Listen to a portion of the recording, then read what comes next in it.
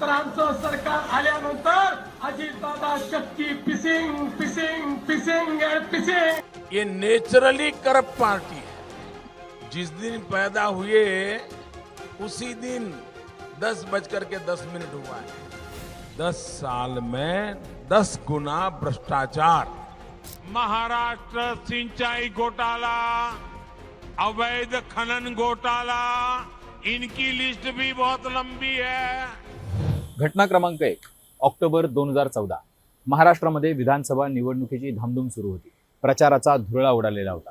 केंद्रामध्ये नरेंद्र मोदी यांचं सरकार बहुमतानं सत्तेत आलेलं होतं आणि महाराष्ट्रामध्ये सुद्धा कमळच फुलेल अशी शक्यता वर्तवली जात होती। आणि त्याच प्रचाराच्या रणधुमाळीमध्ये स्वतः उतरले पंतप्रधान नरेंद्र मोदी। बारामतीमध्ये सभा सुरू झाली, तीही पवारांच्या बालेकिल्ल्यामध्ये।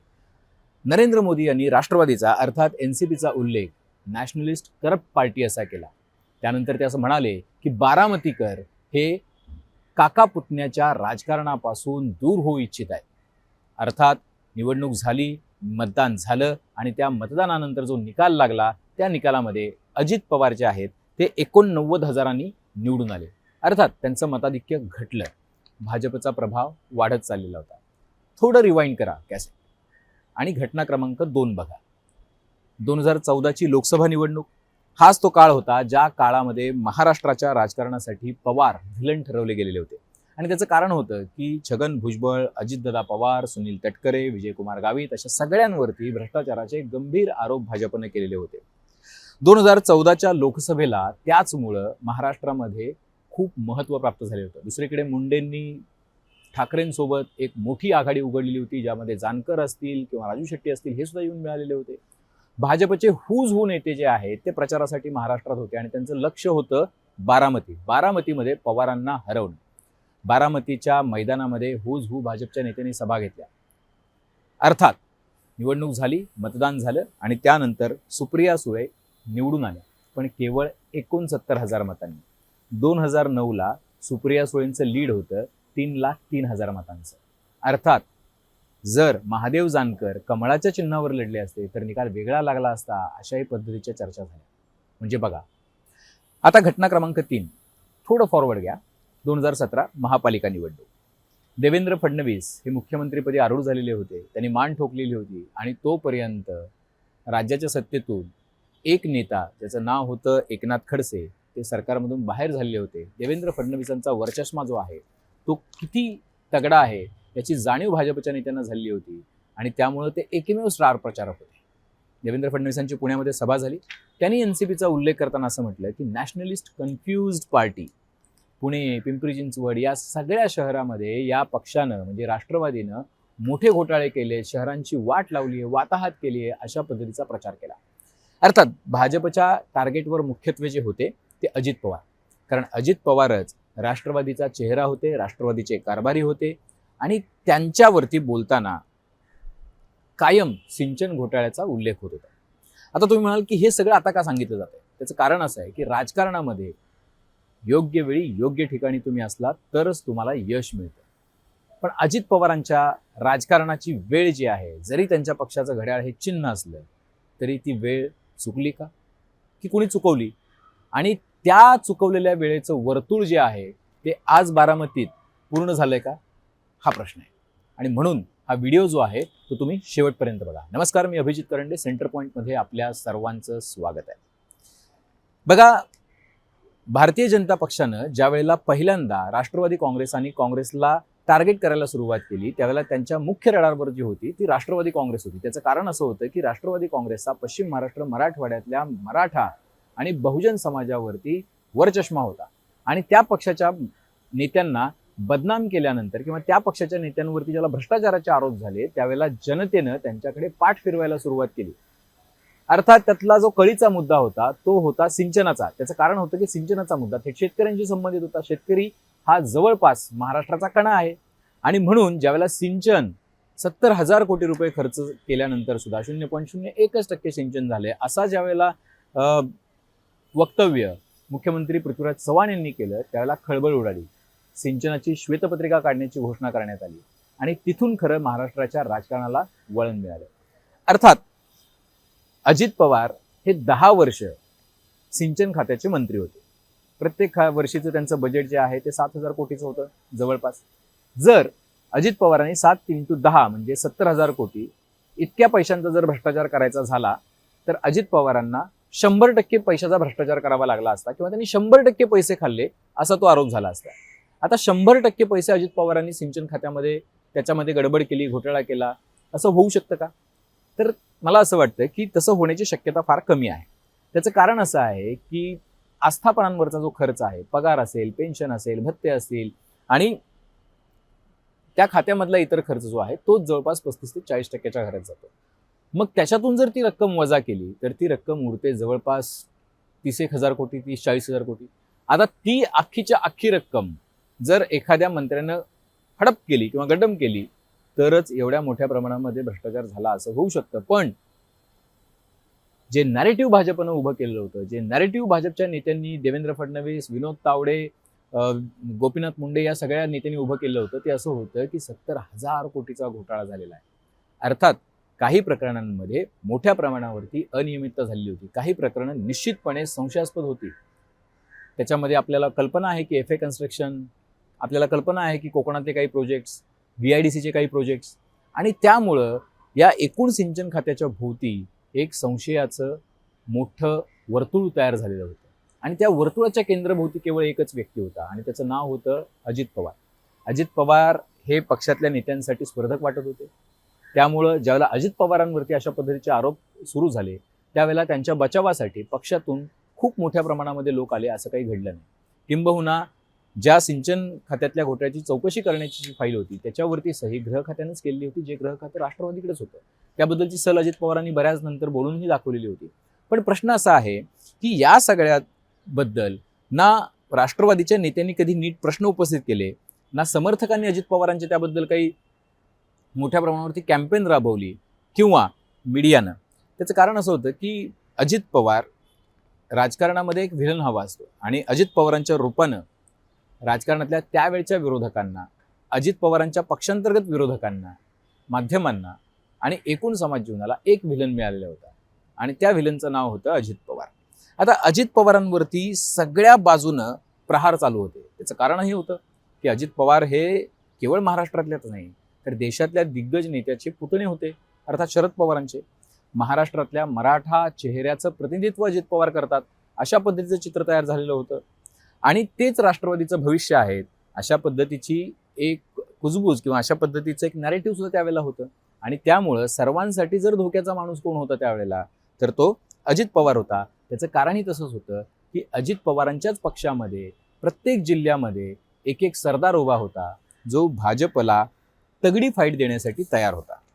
आता मुद्दा असा आहे की हे सगळं का सांगितलं गेलं, तर यासाठी सांगितलं गेलं की अजित पवारांना चक्की पिसायला पाठवू, अजित पवारांना तुरुंगात पाठवू, अजित पवारांना कुठल्याही परिस्थितीमध्ये सोबत घेणार नाही, अजित पवारांच्या राष्ट्रवादीला आम्ही दूर ठेवू, अशा पद्धतीची वक्तव्य कोणी केलेली होती. एक्झॅक्ट जर मी ती वक्तव्य इथं उद्धृत केली, मला माहिती आहेत, तर मला असं वाटतं की ती योग्य होणार नाही. पण अजित पवार हाच त्यांच्या राजकारणाचा मला असं वाटतंय की एककल्ली केंद्रबिंदू होता की ज्याच्यावरती हल्ला चढवायचा होता. अर्थात 2014ची इलेक्शन झाली, अजित पवार विरोधामध्ये गेले. विरोधामध्ये गेल्यानंतर आपल्याला कल्पना आहे की 2014 ते 2019 या काळामध्ये 2.5 वर्ष जवळपास छगन भुजबळ यांना जेलमध्ये जावं लागलं. छगन भुजबळ यांची अवस्था बघितल्यानंतर, जेलमध्ये फोटो बघितल्यानंतर राष्ट्रवादीच्या अनेक नेत्यांनी धसका घेतला. अजित पवारांच्या अनेक निकटवर्तीयांवर, नातेवाईकांवर, बहिणींवरती धाडी झाल्या. अर्थात हा सगळा प्रवास ज्यावेळेला अजित पवारांचा समोर आला त्यावेळेला 19 ज्यावेळेला आलं, 19ची ज्यावेळेला इलेक्शन झाली तोपर्यंत अजित पवारांनी आपलं राजकारण बऱ्यापैकी सुरक्षित केलेलं होतं. त्याचं कारण असं होतं की अजित पवारांना आता आपल्या पक्षातल्या नेत्यांबद्दल, आपल्या पक्षातल्या वरिष्ठांबद्दल आणि आपल्या आजूबाजूच्या लोकांबद्दल एक मनामध्ये कुठेतरी संशय होता की आपल्याला योग्य पद्धतीनं प्रोटेक्ट केलं जाईल की नाही याच्याबद्दल त्यांच्या मनामध्ये खात्री नव्हती. आणि ती खात्री नसल्यामुळेच अजित पवारांनी सत्ताधाऱ्यांमध्ये आपले मित्रही शोधले, ज्या मित्रांनी त्यांच्या भोवती जे भ्रष्टाचाराच्या आरोपांचं जे एकूण जाळं होतं त्यामध्ये थोडीफार त्यांना मला असं वाटतं की बऱ्याच अंशी मदत केली. पण इथं सगळं संपलं का? इथं सगळं संपलं नाही, इथून सगळं सुरू झालं. कारण ज्यावेळेला 2019 सरकार आलं, सरकारनंतर पडलं, ठाकरे मुख्यमंत्री झाले, अजित पवार उपमुख्यमंत्री होते आणि ते अर्थमंत्री होते. ठाकरेंच्याच आमदारांना पैसे देत नव्हते, अशा पद्धतीची तक्रार शिंदेची लोक करत होते. आणि ते सगळं झाल्यानंतर ते सरकार पडलं. सरकार पडल्यानंतर अजित पवार पुन्हा विरोधी पक्षामध्ये आले. अजित पवार विरोधी पक्षामध्ये आल्यानंतर त्यांच्या आणि मुख्यमंत्र्यांच्या मैत्रीचे किस्से जे आहेत ते जगजाहीर आहेत. आणि त्यानंतर बरोबर 1 वर्षानं, म्हणजे 2022 मध्ये महाविकास आघाडी सरकार पडल्यानंतर बरोबर 1 वर्षानं अजित पवार स्वतः भाजपसोबत सत्तेमध्ये सामील झाले.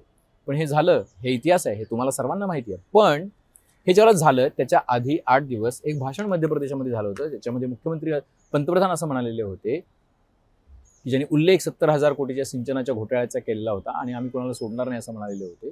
आणि त्यानंतर जी चक्र वेगानं फिरली ती थेट अजित पवार सत्तेमध्ये येऊनच विसावले. आता मुद्दा असा आहे की हे सगळं सांगण्याचं कारण काय?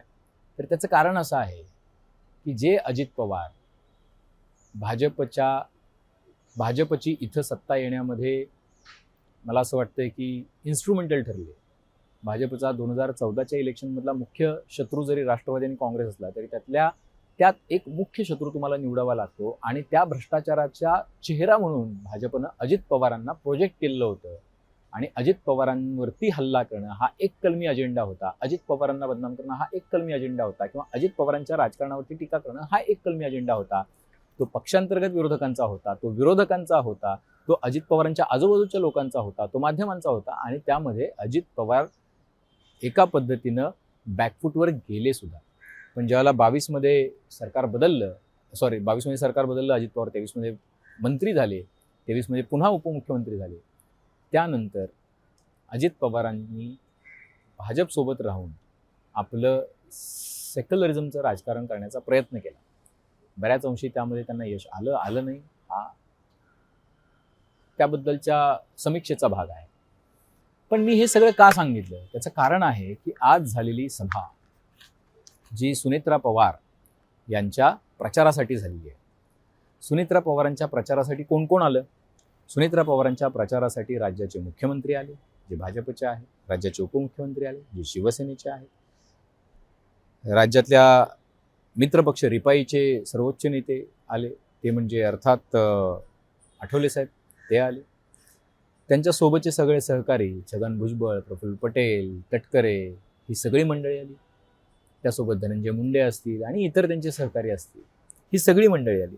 पण यातलं लक्ष वेधून घेतलं ते सुप्रिया सुळे यांनी. त्यांनी अख्खा शो स्टोल केला असं म्हटलं तर वावगं ठरणार नाही. कारण जी सभा महायुतीची होती ती त्यांच्या एंट्रीनं ती एका पद्धतीनं सर्वपक्षीय होऊन गेली. कारण हर्षवर्धन पाटील सुद्धा त्याच व्यासपीठावरती होते आणि सुप्रिया सुळेंनी त्या व्यासपीठावरती येऊन अजित पवारांना श्रद्धांजली म्हणून मतं मागितली. इतकंच नाही तर त्यांनी दुरून सूचितही केलं की बारामतीवरती याआधी खूप हल्ले झाले, पण बारामतीकरांनी आपली आन बान आणि शान कायम राखलेली आहे. आणि सुनेत्रा वहिनींना बहुमतानं निवडून देऊन किंवा विक्रमी मताने निवडून देऊन तीच परंपरा आपण कायम ठेवू. आणि पवार कुटुंब म्हणून आम्ही तुम्हाला शब्द देतो की आम्ही आमचा सेवेचा वसा सोडणार नाही. सुप्रिया सुळेंनी हे वक्तव्य केलं.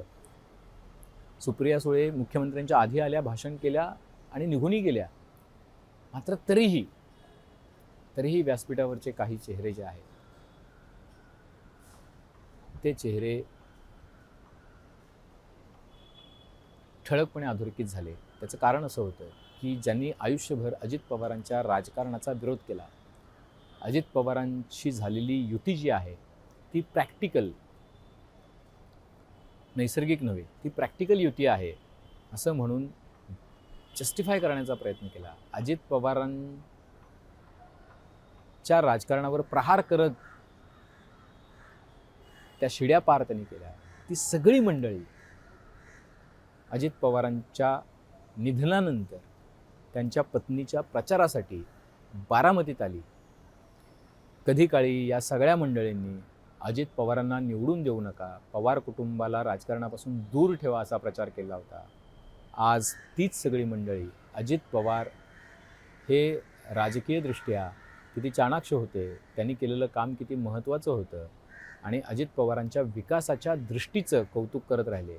बावनकुळेंनी तर अजित पवारांनी केलेल्या सिंचनामध्ये केलेल्या कामाचं सुद्धा कौतुक केलेलं होतं मधल्या काळामध्ये. आणि एका अर्थानं ते वर्तुळ जे आहे राजकारणातलं ते पूर्ण झालं. पण अजित पवारांची वेळ जी आहे ती निश्चितपणे चुकली. अर्थात ती चुकली का ती चुकवली गेली हा सुद्धा एका वेगळ्या समीक्षेचा भाग ठरू शकतो. पण बारामतीतून आणि बारामतीकरांच्या राजकारणातून सुरू झालेलं वर्तुळ आज बारामतीमध्ये येऊन संपलं, विसावलं एवढंच म्हणावं लागेल. आजच्या सेंटर पॉईंटमध्ये आपण इथंच थांबतो. तुमच्या काही प्रतिक्रिया असतील तर निश्चित नोंद करा. बेल आयकॉनवरती क्लिक केलं तर अपडेट्स मिळत जातील. आणि सर्वात महत्त्वाचं म्हणजे मुंबई तकचं यूट्यूब चॅनल सबस्क्राईब करायला विसरू नका. पाहत राहा मुंबई तक.